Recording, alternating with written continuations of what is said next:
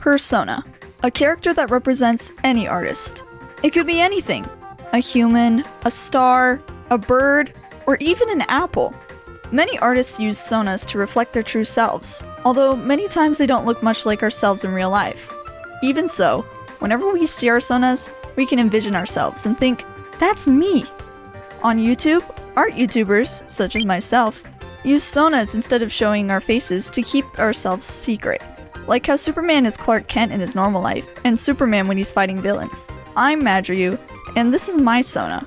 I'll walk you through how I made hers step by step, so you can go out there and create your own. Before you dive in, however, just know that creating a persona can take a lot of time and evolution.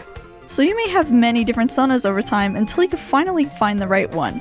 Experimentation is key, so don't rush yourself. Another thing, don't worry about being judged. Keep that in mind when making your sona. You need to put yourself in your sona, not what you want other people to see. I'd suggest not asking your friends for help with creating your sona, since maybe the way they see you is different to the way you see yourself. Be cringe and be free! Let's get down to business. Step 1. Brainstorm. Before jumping into drawing your sona, start by jotting down some things that you like. What do you want your sona to be? A human? A furry? It could be anything you desire. Since your sona is based off of yourself, what qualities do you have that your sona will have too? What colors are your favorite colors? What outfits do you like? Favorite games? Favorite shows? Favorite hairstyles? Write them down! Most artists have a much easier time envisioning their sona with a mood board, or a collage of photos that has aesthetics and colors that you want. Personally, I didn't start with a mood board, but I did play some of my Kirby games for reference. I also referenced my own art to see what my favorite colors were to use, and qualities I like drawing. Oh, and look at yourself in the mirror and write down some qualities about your features too. Do you have piercings? What eye color do you have? This is optional, but if you really want to see yourself in your sona, it's best to add some of these features to truly reflect. For example, I added some of my moles to my sona's face, gave her the same nose shape I have, and even the same eye color.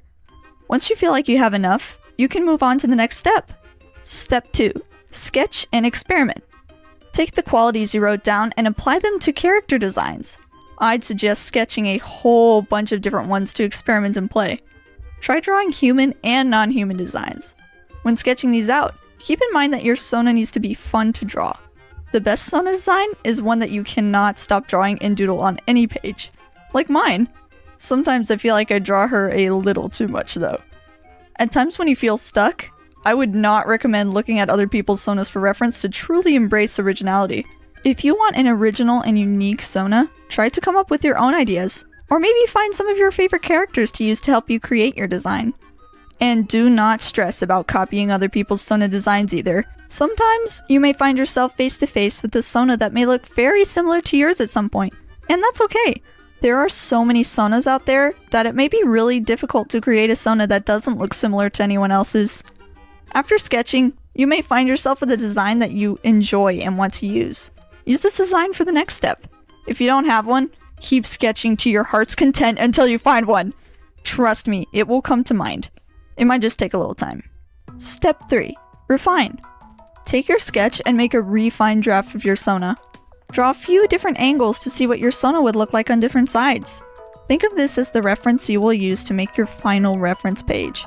Make it more specific and detailed than your sketch so you can imagine it better. Step 4. Create a reference sheet. Every sona must have a reference sheet if you want to remember all of their features. It can make it easier to draw them in practice. Honestly, it takes a lot of time to truly master drawing your sona, so it's nice to have something to have on the side when you draw them. Whenever I made my reference sheet, I made sure to have the front and back views. You could also do a side view, but honestly, I felt like I didn't really need a full body side view, so I put a headshot of her looking to the side at this part.